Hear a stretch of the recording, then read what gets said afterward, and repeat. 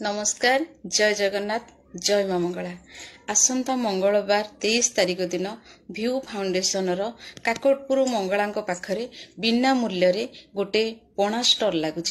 जदि आपण माने आसुसंती मां मंगला को दर्शन करिया पई ताहले निश्चित भावे भ्यू फाउंडेशन जो पणा स्टॉल टी लगी बिना मूल्य रे आपण माने निश्चित भावे आसीए बोली मु आशा करुछि। जय मां मंगला। बाटा सारा पुणी देलो फगुणार सात रंग से रंगे रंगेलु बदली गला मोदी।